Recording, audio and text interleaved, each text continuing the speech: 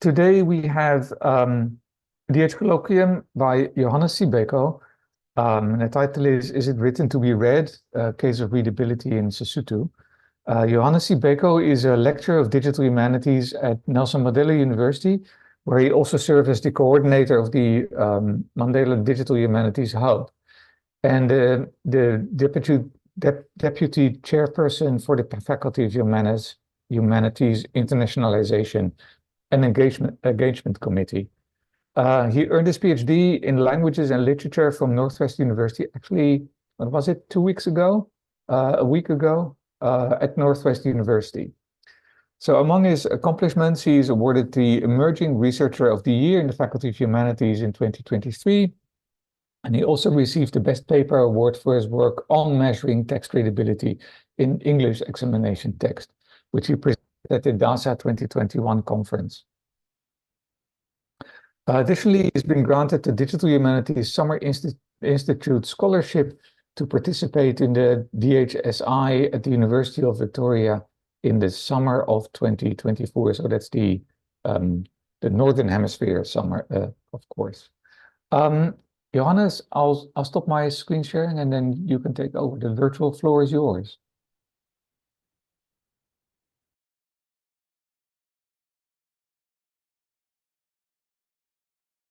Thank you very much, Prof. I'm just going to start sharing my screen. Okay, now I forgot how to share screen.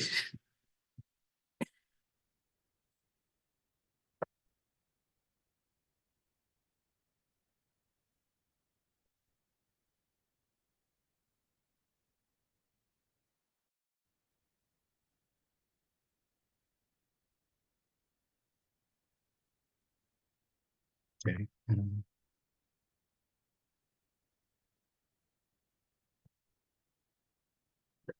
Okay, can you see my screen? Yep, this all looks good. Thank you very much, Prof. Hi, everyone. As introduced by Prof. Meno, I'm Johannes from Nelson Mandela University. So the presentation, we'll start off with providing some context on reading in the South African context and defining readability as is used in the PhD study, and then provide a very brief overview of the state of the art research in text readability. And then the majority of the presentation will focus on the Sesotho Readability Project, which is my PhD project. And then we'll discuss how we developed the annotated data sets that were used in the study, how we identified the text features that we used to determine the readability of Sesotho, and then how we conducted our correlation analysis, the linear regression modeling, and the development of the formulas. And then we will end the presentation.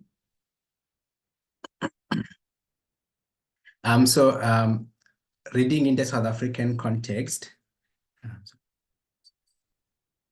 So the reports from the Progress in International Reading Literacy Study, the PEARLS, show consistent underperformance among learners reading in South African indigenous languages. So in the PEARLS standards, learners who perform below the 400-point benchmark struggle to extract fundamental information from the text, making it challenging for them to respond to even the simplest questions. Unfortunately, this amounts to at least 81% of the learners that were tested in the South African context, especially in indigenous languages. So they've been found to underperform. So since they're underperforming or under such performance hinders the achievement in any of the other subjects where they need language, because they're simply not able to extract information from the language. Unfortunately, this means that they do not have access to inclusive and equitable quality education that we are hoping that they can have access to. So the assumption here is that if learners are able to read, then they will be able to extract information from the text that they are reading. However, up to this point or previously, attention has been given to how well or how prepared their learners are. So the focus has been put on learners as if they are they could be the only possible source of challenges for reading. However, in the PhD study, we wanted to explore whether maybe the learner might not be the only possible source of reading challenges. So we wanted to explore whether or how the correctly leveled text could impact on the improvement of reading skills in learners. So we wanted to check whether if we improve the text that the learners are reading and we make sure that they are correctly leveled, then the learners able to perform better. So instead of maybe assigning blame to them at all the time, thinking that perhaps they are the reason why they are not able to read, or even the teachers. So we wanted to move the focus away from the people to the actual text with which they engage.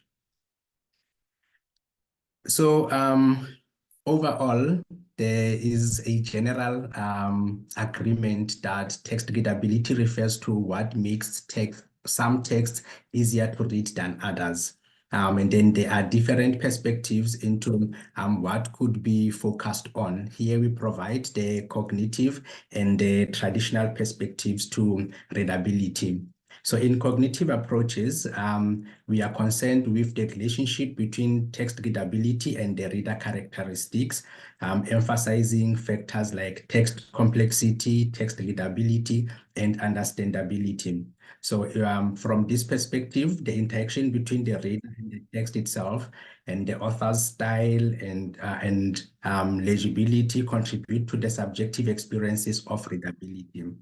So here we focus mostly on an individual. So it is mostly on who is the text more difficult to read for, or who is the text more easier to read for. So we focus mostly on the person in cognitive readability perspectives.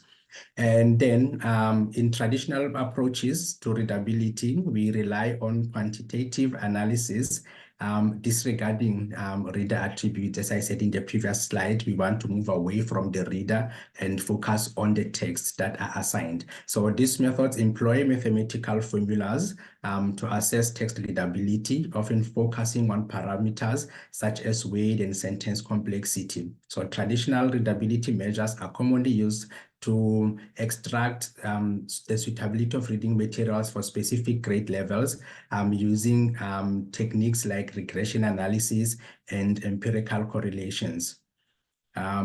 So we overlook the issues of semantics when we focus on traditional readability perspectives.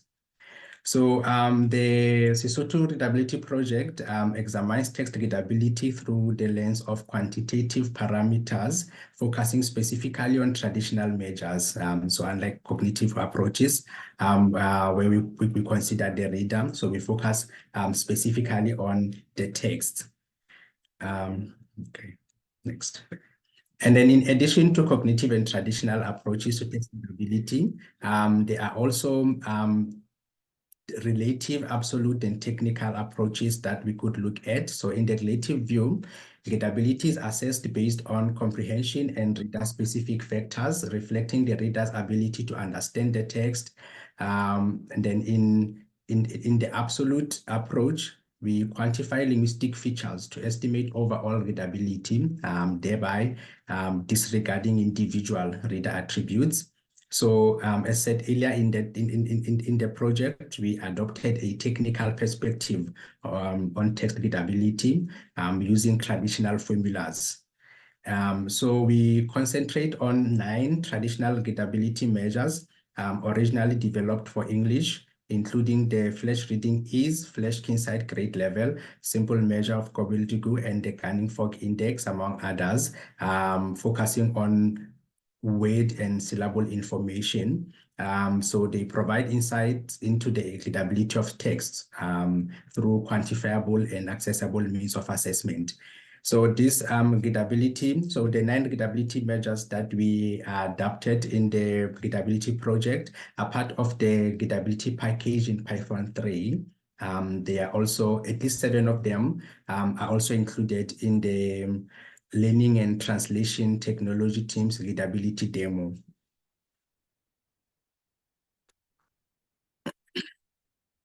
So the research project aims to address the research question: how can text readability measures be developed for low resource languages? And to address this, we begin by examining the different ways in which we can approach text readability. However, we also conducted a state-of-the-art review on the methodologies that are used to measure text readability in low-resource languages. So in addition to already existing state-of-the-art publications that we found, which focus on recent advancements in text readability, current and future trends in text readability, educational context in the United Kingdom, the text readability of English as a foreign language, and readability in academic literature. So we contribute to the discussion through our intended publication on on methodologies that are used in low-resourced languages. So common methods for text readability include traditional readability measures and machine learning techniques, natural language processing techniques, deep learning approaches, and eye tracking studies, as well as the adaptation of existing formulas to low-resource languages. So we align our project with previous research that is focused on adapting existing readability measures to low-resource languages using machine learning, as demonstrated by Bendova and others in 2021. We do acknowledge that the progress of readability research employing machine learning in low-resource languages like Sesotho is challenged by the scarcity of training data. So there is a critical need to generate training data to facilitate the application of machine learning methods in developing text readability measures for low resource languages, including Sesotho. So the project on text readability in Sesotho is not a novel idea in South Africa, in as much as that there has been research on text readability in the South African context. For example, text readability has been analyzed in Sesotho, in isiXhosa, and in isiZulu. So we are not the first people to be concerned about this. Unfortunately, though, the previous studies, such as the one on Sesotho, isiXhosa, and isiZulu, have relied on English readability measures. So the issue with relying on English readability measures is that there is an assumption. We also make this assumption later on in the project, as I will explain. But the assumption here is that we can take English characteristics that identify text as either easy or difficult to read and apply them to the indigenous languages without any need for adaptation. So they interpret the scores that are derived from these formulas based on the United States schooling system and not taking into consideration the South African context and the context of the indigenous languages and what actually makes them difficult or easier to read.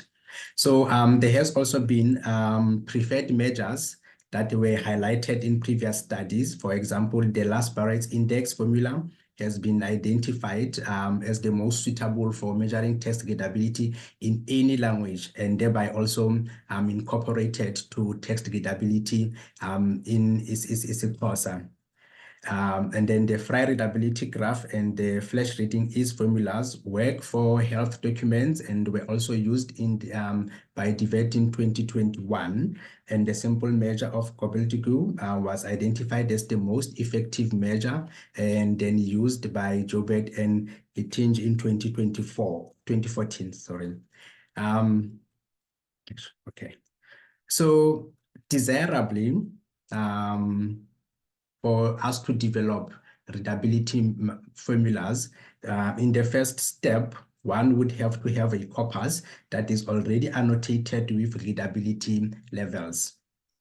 And then in the second step, would be to identify text features that are likely to affect text readability in the language of interest. So in our case, that then would be Sesotho. And then model, so investigate the correlation between the features and levels, and then create linear regression models. Then in step 4, assign or use linear regression results for assigning weights to the text features. And then finally, create a readability formula. So for our project, we realized that we were not able to move past step 1 because we did not have any texts in Sesotho that were already annotated with readability levels. So even the texts that were used in the previous studies that I mentioned on the previous slide were not available to us. So we did not have any leveled texts. So the first step then would be for us to develop an annotated data set for Sesotho in order for us to get past step 1, where we now have an already annotated data set. So to do that, we used the examination text data set and extracted 80 texts from the Sesotho exams, and then translated this text from Sesotho to English. We focused on the reading comprehension and summary writing text.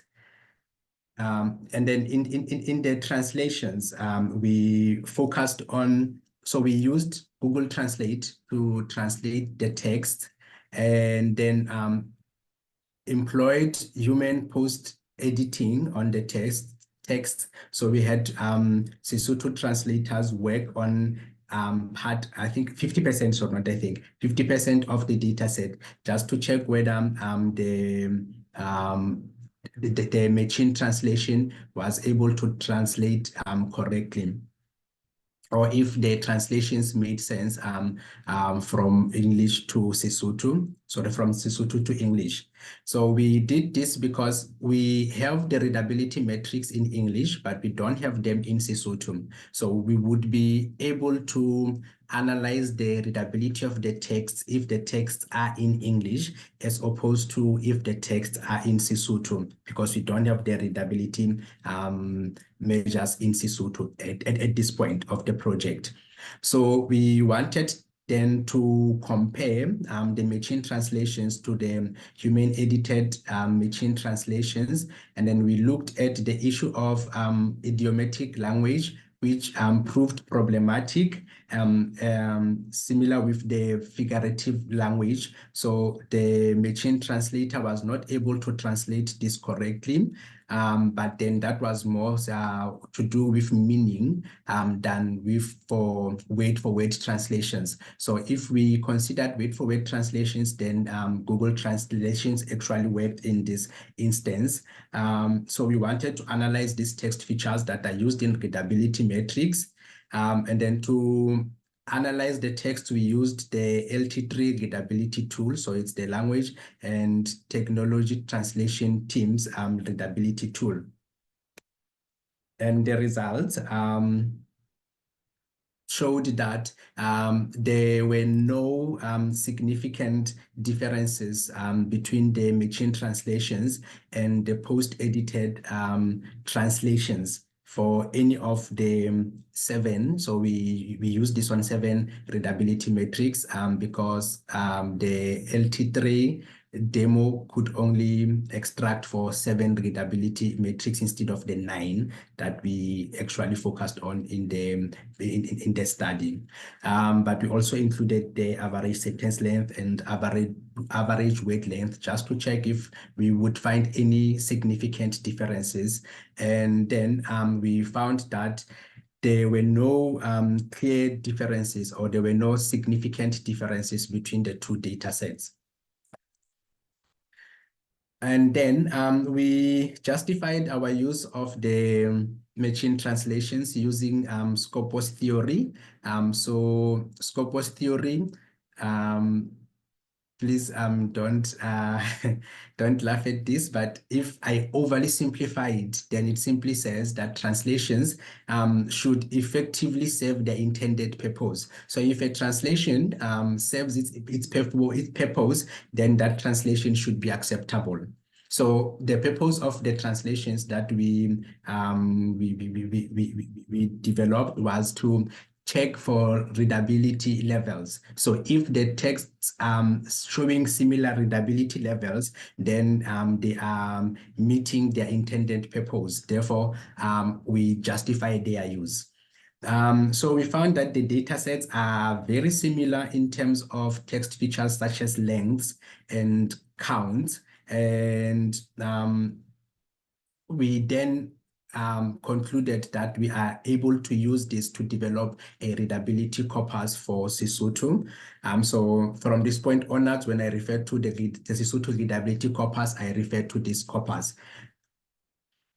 And then we also looked at the issue of cross-lingual approach to readability measurement using traditional measures,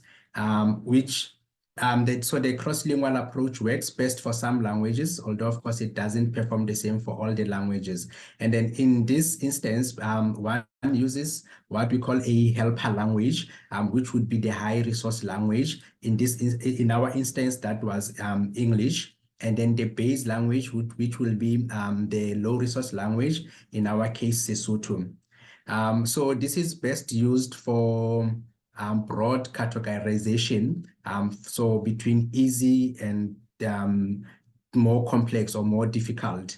And then we assign the readability levels to the Sesotho text based on the levels of readability that are observed in the in the translated English text. Thank you. So at that point now, we were then able to have at least an annotated readability, a corpus with readability annotations. So we were then able to move on to step 2. Unfortunately, for our step 2, we then realized that while we want to identify the features that we want to use in the traditional readability formulas, there were some issues with some of the readability metrics where they also dependent on features that we were not able to extract at that point. So just to give context, so we used word length based and weight-based measures. So there were 5: the Coleman-Liao index, the automatic readability index, the last Barrett's index, the readability index, and the Dilchal index.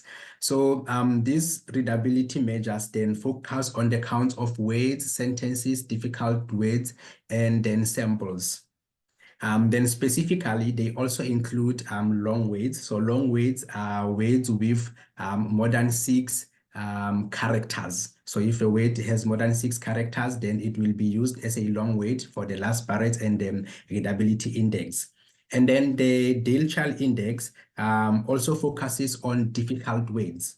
So the difficult words are the words that do not form part of the 3,000 most commonly used English words in the case of the English Dilchal index. So if the word is not part of that list of 3,000 most commonly used words, then it is considered to be difficult.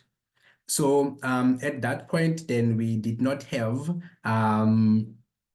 any list of commonly used words in Sesotho that we could use as reference. So that is one of the features that we struggled to extract from the text. And then the Flash Insight grade level, the Flash reading ease, and the simple measure of gobbledygook, as well as the Gunning Fog index, then rely on the counts of words, sentences, and syllables.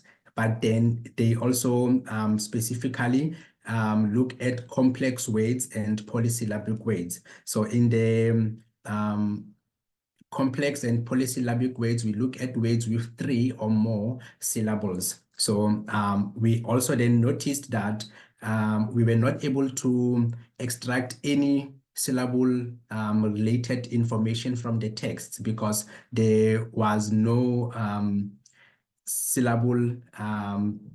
syllabification system that we could use to automatically extract this from the text. Although, of course, there were already rules that govern syllable identification for Sesotho. So we then have to at least develop two resources. That is a resource for identifying difficult words and then a resource for identifying syllable information from the texts. So to extract difficult words from the text, we developed a corpus-based list of commonly used words in 2023. So unfortunately, given the context of Sesotho, we were not able to access a lot of original texts in Sesotho. So we actually based our list on translated material, so including the Bible texts and the Achumatu translation project, as well as the NCHLT texts. So we relied on these texts in order for us to develop the list of commonly used words instead of relying on original texts in Sesotho. We were not able to get hold of those. So in the end, our list then consists of 3,037 words because there are 3,000 unique entries, with 30 of these entries having some variations in spellings. So you would find that there are 2 entries for one word where different spellings have been used. And then the table there shows the number of tokens that we extracted from each of the different corpora, and in total we had over 7.5 million tokens from which we extracted the 3,000 words. So we did this semi-automatically. So we extracted the different the different lists from the 3 corpora, and then had a Sesotho expert manually check the entries for us, whether they are real words and not, whether some of them would actually be the same word, only using varied spellings, and then we ended up with the list. And then I will try to go a little bit faster. I'm looking at the time. And then we also developed syllabification systems. So we developed 2. So the machine learning based one relied on training data. So for the training data, we used the Sesotho International Dictionary, Patlamantsho ya Matjhaba ya Sesotho, to extract the head words. For instance, here, then that would be Achiki and Adima. We looked at the pronunciation information that is used in the entry, so focusing specifically on this part, but also including the head weight, and then we disregarded everything else. So we only kept the word. And so in the dictionary, they try to provide pronunciation information. But if we look at this one here, we will notice that the spelling changes here for chi, so the CHI here, whereas in the head weight, it's actually CHE. So we cleaned the data manually, unfortunately. So we had to clean the data manually to make sure that there is some consistency. Then in total, we had a list of 13,551 entries for our syllabification list. And then we used the pattern-based approach and PattGen version 2.4, which is a hyphenator for text and the text documents. So to access the system, one needs to specify the plain text input file, the output file, and the pattern file to extract the different syllables from the words. And then we also developed a rule-based syllabification system based on Guma's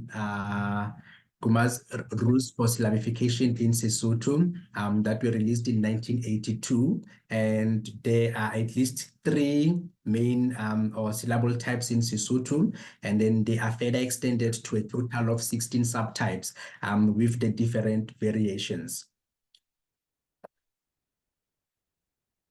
And then we then evaluated the systems. So we set up a 10-fold cross-validation experiment for both the pattern-based and the rule-based systems, although of course the rule-based system does not need the training data set, but because we only had the 13,551 entries, so we split them into 10 folds, whereas where we would then evaluate the performance of the system. So we then found that the rule-based system leads to much higher accuracy, the 99.69, than the pattern-based system at 78.97. And then we then realized that there could be several reasons for this, such as the fact that the syllabification of Sesotho words is very consistent with hardly exceptions. So the rule-based system performed much better. And then the amount of training data may not have been enough for the pattern-based system to perform at its best. And then we also realized that the pattern-based system was not able to identify a lot of the syllabification boundaries at the end of the words.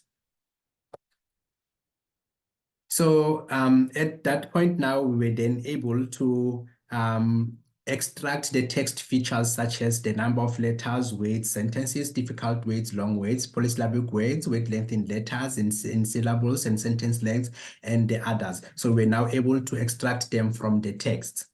So in our plan, then we're now able to at least finish get past stage 2. And then after stage 2, now that we are able to identify the text features automatically, we then move on to how do we then model the readability formulas. So to understand the text features that affect readability in Sesotho, we then look at correlations between the different text features. So this allows us to understand the unique characteristics of Sesotho. So the correlation analysis revealed some perfect alignment between word and syllable counts as highlights, and then a similar alignment between syllable and letter counts, and lower correspondence is observed between sentence count and long word counts. And then we also noticed some negative correlations between letters per word and sentence counts, as well as word counts. So between, letters per word and sentence counts, letters per word and word counts, and letters per word and long words. Indicating that the higher number of syllables is associated with more words containing 3 or, where am I? Okay, yeah. So we then notice those negative correlations there, suggesting that increased letter counts per word may result in fewer sentences, words, and longer words. And then we also checked if there were any correlations between the syllable-based formulas and the syllable information. And then we found that there is a weak negative correlation between syllable count and the Flesch-Kinsight grade level scores, as well as the Gunning-Fogg index and the simple measure of gobbledygook, indicating that the higher number of syllables within the text may result in lower scores for these measures, translating to harder to read text. And then also a weak negative correlation emerges between the percentage of polysyllabic words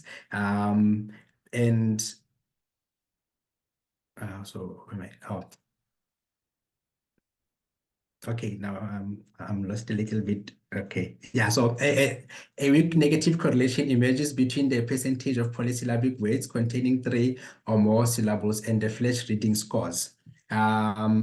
So this was expected given that the Flesch reading scores indicate easier to read texts with a higher score, and then more difficult to read text with a lower score, as opposed to the rest of the readability metrics that were considered.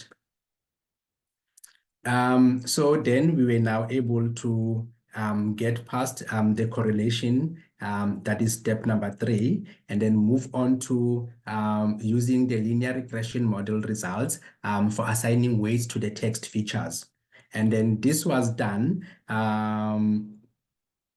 For example, here I present the Flesch-Kinsight grade level measure, where we looked at the linear regression model using R. So we did this using R, and then we then noticed here that so the scores here for the intercept. So the intercept here would then be negative 14.08905. So we put that here as the intercept in our formula. So that is the weight that we assign also to the weights per sentence, that is 0.43405, and then syllables per weight. So we only assign this if we find that these have a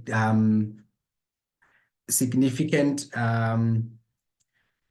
impact on the overall scores for each of the readability formulas. So we find here that these features would then have a significant impact at P is less than 0.001. We then also evaluate our linear regression models.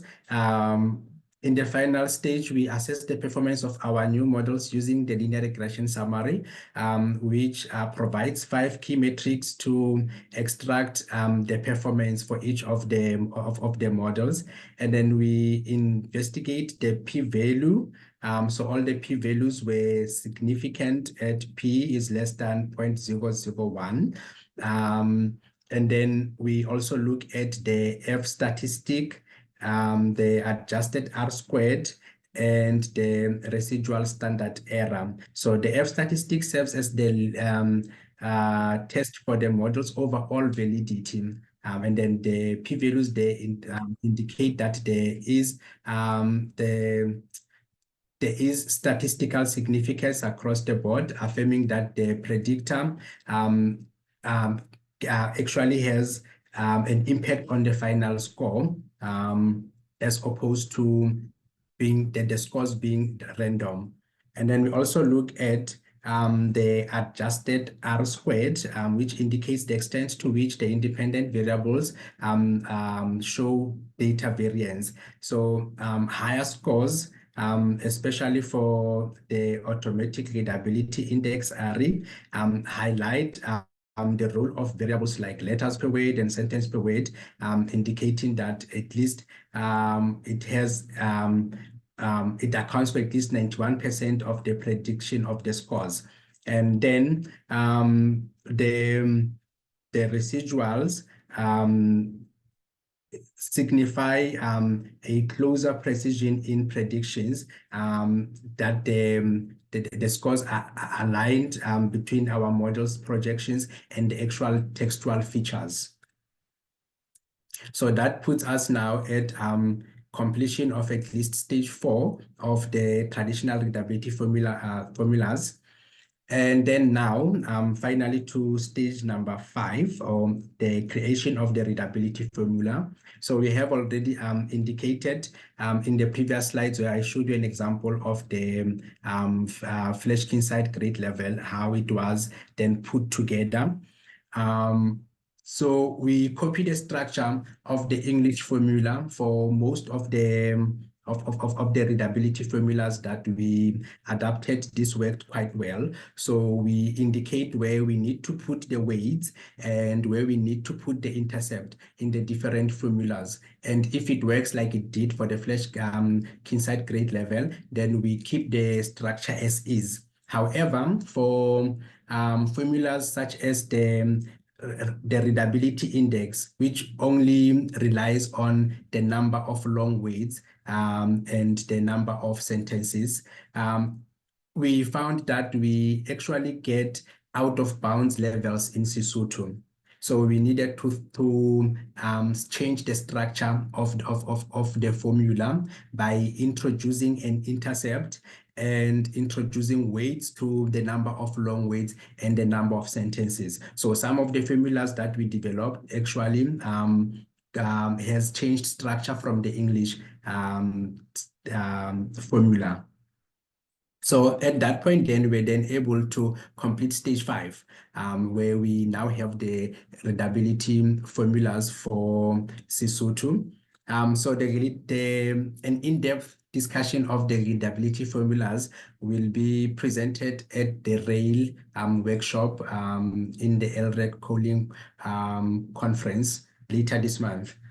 So if you want more in-depth information, you could tune into that. And then to summarize, we aimed to explore how readability measures can be adapted to the low-resource Sesotho and other indigenous languages of South Africa, because we suspect that difficulties in reading indigenous languages may stem from mismatched texts, where incorrect levels of text readability may lead to reading skill regression. And then we based the project on 4 assumptions, where we believe that Sesotho texts have different levels of readability, and then that English readability measures can be adapted to indigenous Southern African languages like Sesotho. And then although low-resourced, we also assumed that missing resources could be developed for readability analysis, and that the adapted measures can be automated for ease of use. And then we use the 5-step process to develop the traditional readability formulas based on the 9 readability measures that we used. And then the 5-step process was challenged in step 1 due to the low resource status of the language. And then, of course, we created a readability corpus. We developed syllabification systems, a syllabification word list, and a list of common words in Sesotho. And then we developed the readability measures. Thank you very much. I think that's the end of my presentation. Thank you very much, Johannes. That was a really nice overview. I see there are a few questions in the chat. Laurette asked, this was relatively early in the presentation, I think, which data sets were compared. So this was related to the Scopus discussion. I'm sorry, Prof. Oh, okay. So which data sets were compared? So we compared the machine translation and the machine translation, the human post-edited machine translations. So we compared the two. So we did not have enough funding to pay for professional translation for all the texts.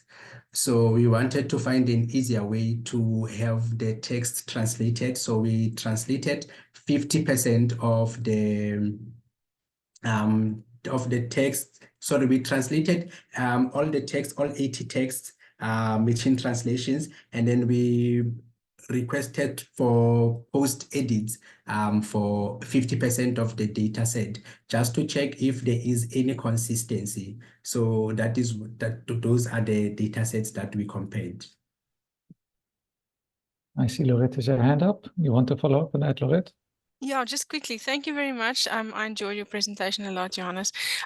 Did you by any chance, I'm assuming this Sesotho that you got from the examination data sets, there must be English as well, maybe not perfectly parallel, but did you by any chance compare your translations to what was found in English examination sets? Because it does seem to me that a naive translation that you base on Google Translate might introduce English that has different readability characteristics than what you would find in an English examination data set, or did you not really consider that? I'm very sorry, Lorette. I think I didn't get the question clearly. Okay, so I'm just saying that I think it's a nice way of trying to get to a annotated corpus, but did you look at so you sourced the Sesotho from some examination data set, and then Yes. translate it to English and then use the English to annotate in terms of readability. But did you try and triangulate that with similar originally English data? Because my assumption is that Google Translate doesn't know anything about examination questions and at what level they should be, and that you could be introducing some readability issues. So the English that you get from having translated Sesotho might be at a different readability level than English examination questions aimed at the same level. Thank you so much for clarifying that. Yes. Okay. So I think the first analysis that we did was on the English examination text, just to check the levels that the English examination text actually have. So the Sesotho analysis only came in later. So at that point, the translated text showed that they were on the same level with the English text that we had used earlier, the original English text. And in addition to that, I also want to note that the Sesotho text from 2011, so we used texts from 2008 until 2019, but from 2011, the texts that are used in the Sesotho examinations were mainly translations from English to Sesotho from online articles, and I think some were from the Bona magazine. So for most of the texts, this was actually just a back translation to English. Thank you. Okay, cool. I see there's another question. Gordon asks, as far as I know, the Sesotho used in Google Translate is a Lesotho variant, more formal than the local variant spoken in South Africa. Was this flagged or picked up by the Sesotho speakers that checked the translations? They are doing the post-editing. Yes. So we I think in our edits, the majority of the texts were actually using the South African orthography. So there were some texts where we found that the translations were in actually were in the Sesotho orthography. So because of those instances, we decided not to translate from English to Sesotho. And to only use text from Sesotho to English. So initially, we thought we could translate from English to Sesotho and take the original English ones and translate them from English to Sesotho and then the Sesotho ones to English so that we could have a larger data set. But in the end, we were not able to use that because of what Gordon says. We would not be able to do that automatically where we fix the translations. But for the syllabification word list, we had to change that manually. So we found that so the author of the dictionary intentionally uses both orthographies, and they state this in the preface that there's one Sesotho, there shouldn't be a lot of orthographies for the same language, so they will deliberately use both orthographies in the same dictionary. So for the dictionary, we had to manually check that, but for the readability corpus, we unfortunately had to exclude translations from English. Thank you, Guardian. Wonderful, thanks. So Robin has a question. Well, thank you for the presentation, Johannes. Would you consider validating the readability results from the translated texts with data from readers using, for example, fluency measures or eye tracking? Thank you so much, Robin. So that is the plan now. Now that we have the readability measures, the postdoctoral project will look into validating the measures using readers. We are hoping to work with teachers who teach Sesotho from the different grades, and then if it is not too much hassle with our ethics committee, we also hope that we may have access to the learners, and then we can then check how true or how accurate the readability formulas that we have or how well they work. But that is the plan. Okay, cool. Thank you, Rob. Fantastic, yeah. So Susan also says, or closely tests. So the current plan for the for the postdoc does not include tests because we want to start first by looking at reading fluency. Can they read the text, or can they not read the text? Is it easy for them to read or not? So we are not going to start off with looking at their comprehension. So we will incorporate comprehension at a much later stage. For now, we just want to focus on the reading fluency, so the ease with which they read the text. Okay. I'm not sure if there are any other questions. I actually had one question, because you started with saying, oh, and I see there's another question. So I'll quickly do my question. So we still have some time.